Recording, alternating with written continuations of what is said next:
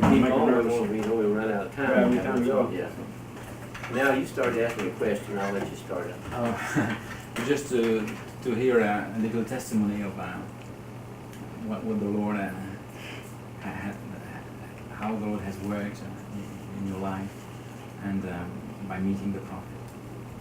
Well, like I started to say a while ago, was your aunt when brought the book down, and they lived out of New Albany down on the river in a little house. The house was made out of a boxcar, railroad car, and we got Carl was reading that book, Carl, and I couldn't wait to get my hands on it. So that was in 1950. So we really got interested in. But I'd heard of Brother Branham before through my brother, and he went to the meetings in 1947. But I asked him how he'd done those things, and he said he didn't know. But I wasn't too interested then. But then this time, while we really got interested, and we started going when he was there at the Tabernacle, and followed him, well, not real close, but followed him for several years. We were there in 54. He baptized Brother Neville and I the same night in 1954. You remember he always said he's going to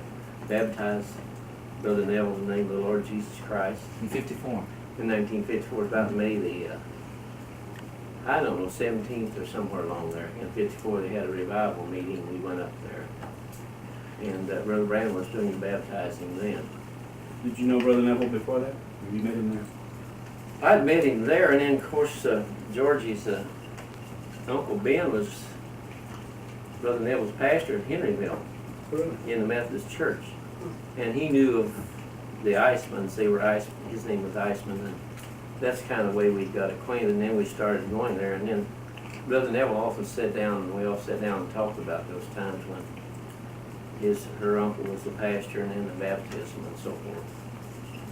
Then you run a bookstore. She had a bookstore in New Albany, a Bible bookstore, and she sold some books, and then we used to get some of Brother Branham's books, the Prophet Visits South Africa and A Man Sent from God, and she sold those.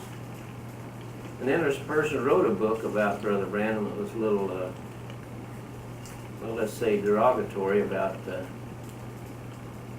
can't think of the exact title of it. I've got a copy of it here. He was a famous Methodist evangelist, and he wrote he had several pages about Dreamer of Dreams, referring to Brother Branham, and after he wrote that book, and then we wouldn't sell it there in the store, but I have a copy hid away here somewhere, and after that, his meetings just fell flat.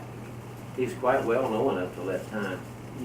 I remember Brother Woods and some of them saying that, Brother Woods called Brother Branham Brother Billy. You remember that? Mm-hmm. He said, I remember him saying, Brother Billy, we'll get together, some of us, and get some money, and we'll sue him. And Brother Branham said, oh, just leave him go, he's a brother. And it was quite, I guess from then on, that was in sometime around 54, I imagine when that was. And we went quite often when he was at the Tabernacle, and I pastored a little church there in the adjoining city. And then when we went to hear some of the church ages, I remember those and off and on, and everybody in the neighborhood knew Brother Branham.